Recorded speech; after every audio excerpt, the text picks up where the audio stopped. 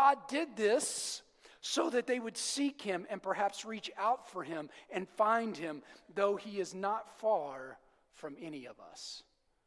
God has you, and he has those lost people that you know right where they are supposed to be, so that they might experience the mysterion of the gospel.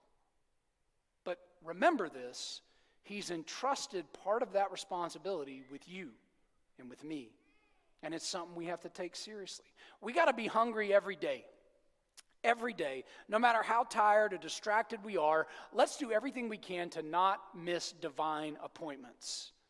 And when we go into it, right, we trust, we know the work is not my own, but Lord, I believe you can do it. And that's the last part of this sort of subpoints, is that God is responsible for the results of evangelism.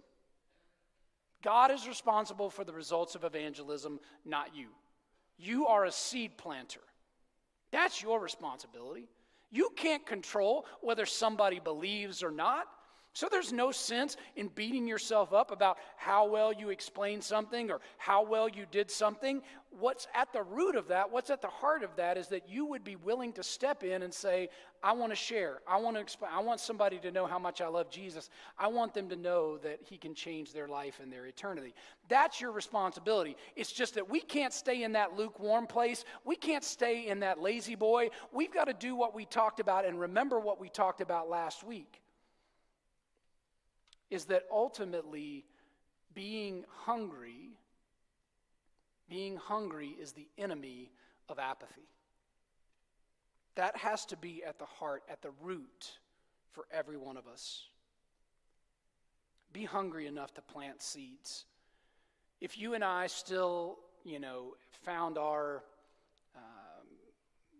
existence or found our food through farming all the time, like us individually in our homes. I know we have some farmers here at Galilee, but if that was what we did and that was the only way we could eat, I guarantee you we'd be out there planting seeds, right? If we could even think like, hey, if I want to eat next season, I better get busy planting now. We'd put in preparation. We'd do the time, right? Because here's the thing. If I want to eat, I can't afford to be apathetic. Hunger in that context is the enemy of apathy. And so if I'm hungry to reach lost people with the gospel, and I trust and believe that the mysterion of the gospel will do its own work, if I will just be faithful, and there's no end to what God can accomplish with somebody who sees things that way. God is already there in those moments when you need him. God is the first seeker of the lost. He sees and knows the lost person long before you have. He knows everything they need. You just pray and make sure you keep the appointment. And the beautiful thing is, God is with you in every one of those appointments. He's right there. He's right there. Here's the final big idea, and this is what it's going to take. Look, this is right at the heart of it. We got to be brave.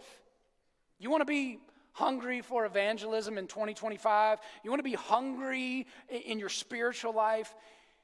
You're going to have to make a choice about, am I going to be brave or not, or am I just going to sit back? Hudson Taylor once said, unless there is an element of risk in our exploits for God, there's no need for faith. Unless there's an element of risk in our exploits for God, there's no need for faith. And we talked last week about how intentionally we wanted to have a kind of year that it would be very obvious that God did things that we could not do in and of ourselves. That God would move and that he would be able to do things that we're not capable of. That's the responsibility that he's laid at us, and that we would just trust him. Not always going to know what to say, not always going to know what to do, not always going to want to do it, because it so often takes us getting out of our comfort zone, being uncomfortable, sometimes dealing with uncomfortable people. But Jesus left us a mission we're not supposed to ignore. You know it. It's in Matthew It's Jesus' last words on earth to his disciples, which is you and me, and to his disciples that were physically gathered. Matthew 28, 16 through 20. The 11 disciples went to Galilee, to the mountain where Jesus had told them to go. And when they saw him, they worshiped him. But some doubted. And Jesus came to them and said, all authority in heaven and on earth has been given to me. That's who I am, Jesus says.